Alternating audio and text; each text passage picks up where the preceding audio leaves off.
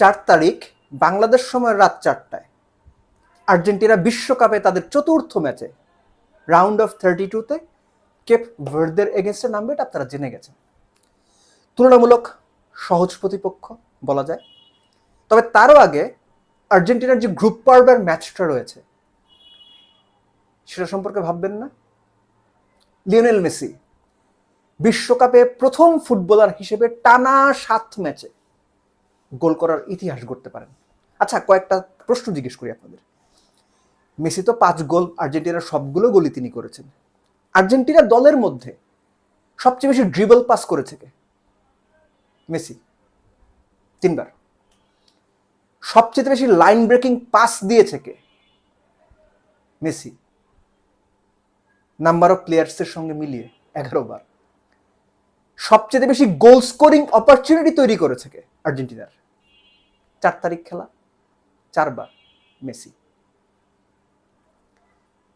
Messi Argentina দলের জন্য কি, আমার মনে হয় এটা বলার কোনো প্রয়োজন নাই, কিন্তু বাদবাকি প্লেয়াররা কি এটা বলার দরকার আছে। আলজেরিয়া, অস্ট্রিয়া 2 ম্যাচে কারা খেলেছেন, কিভাবে খেলেছেন, কোন ফরমেশনে খেলেছেন আপনারা দেখেছেন। জর্ডান ম্যাচ, জর্ডান যদি আর্জেন্টিনাকে হারাতে পারে বিশ্ব ফুটবলের ইতিহাসে তারাই হবে লোয়েস্ট র্যাঙ্ক টিম হিসেবে ডিফেন্ডিং চ্যাম্পিয়নদের হারিয়েছে সেটার রেকর্ডধারী। এবং এই রেকর্ড জর্ডান ফুটবলের ইতিহাসে স্বর্ণাক্ষরে লেখা থাকবে। এর আগে 2018 বিশ্বকাপে কোরিয়া 68 র্যাঙ্কিংয়ে থেকে ডিফেন্ডিং চ্যাম্পিয়ন জার্মানিকে হারিয়েছিল।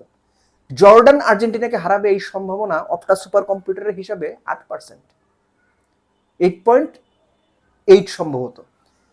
সো জর্ডানের এগেনস্টে অনেকেই মনে করছেন যে আর্জেন্টিনা হয়তো একটু ডিফারেন্ট স্ট্র্যাটেজিতে যাবে।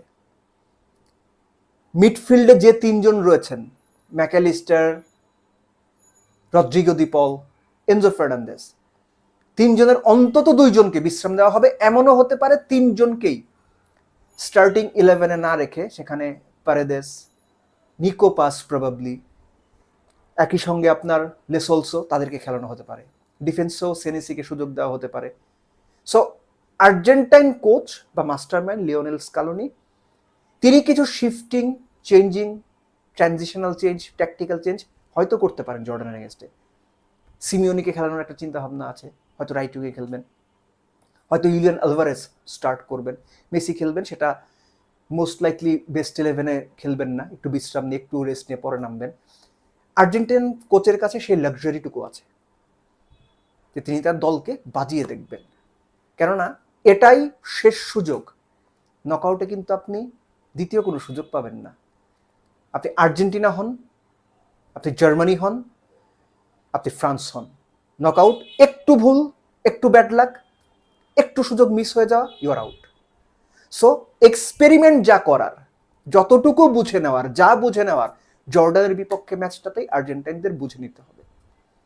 এবং গ্রুপের লাস্ট ম্যাচে যাদের, স্পেসিফিক্যালি ফ্রান্সের কথা যদি বলি, যাদের পরের পর্ব নিশ্চিত ছিল তারা কিন্তু কিছু না কিছু প্লেয়ার চেঞ্জ করেছেন, বাজিয়ে দেখেছেন, প্লেয়ারদেরকে গেম টাইম দিয়েছেন যেন তারা প্রস্তুত থাকে।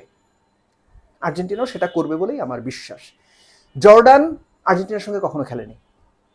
দেন এগেইন জর্ডানের ট্র্যাক রেকর্ড যদি আপনি সাউথ আমেরিকান অপোনেন্টদের এগেইনস্টে দেখেন, তারা বোধহয় 5টা ম্যাচ খেলেছে, 4টাই হেরেছে। তাদের সবশেষ জয়টা সেটাও ইকুয়েডরের এগেইনস্টে 1-0 2004 সনে, সেটাও ম্যাচ হয়েছিল লিবিয়াতে। সো জর্ডানের সম্ভাবনা আসলে খুব কম। জর্ডান যদি আর্জেন্টিনাকে হারিয়ে দেয় সেটা আপসেট হবে। আর টানা 2 ম্যাচে ক্লিন শিট রাখার ফলে যেটা হয়েছে যে আর্জেন্টিনার সাথে সামনে সম্ভাবনা তৈরি হয়েছে জর্ডানের বিপক্ষেও যদি তারা গোল হজম না করে, তাহলে 1998 ফ্রান্স ওয়ার্ল্ড কাপের পর এই প্রথম যে গ্রুপ পর্বের 3 ম্যাচের একটাতেও আর্জেন্টিনা গোল খায়নি। আবারও সেই রেকর্ড তারা নিজেদের রেকর্ডই স্পর্শ করবে। Anyways, Argentina favourite.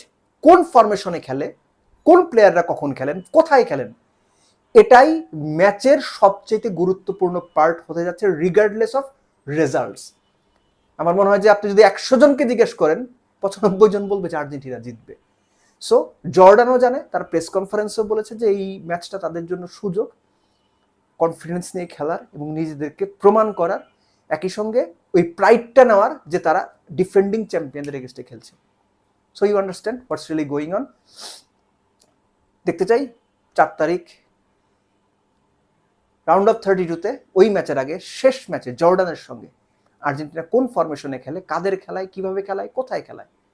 কেননা এই ট্যাকটিক্যাল চেঞ্জগুলো আসলে পরবর্তীতে নির্ভর করবে যে খুব কঠিন কিংবা জটিল সমীকরণের সময়ে, কঠিন পরিস্থিতিতে আর্জেন্টিনা কিভাবে প্রতিপক্ষকে মোকাবেলা করে। যতই লিওনেল মেসি থাকুক, ম্যাচ যত এগোবে প্রতিপক্ষ তত কঠিন হবে। এটা আপনি আমি যেমন বুঝি, জানি, আর্জেন্টিনা কোচ মেসি কিংবা তাদের ফুটবলাররা আরো কয়েক গুণ বেশি ভালো জানেন, এবং তাদের প্রস্তুতির জন্যই জর্ডান ম্যাচে নতুন কিছু বাজিয়ে দেখাটা বেশি জরুরি।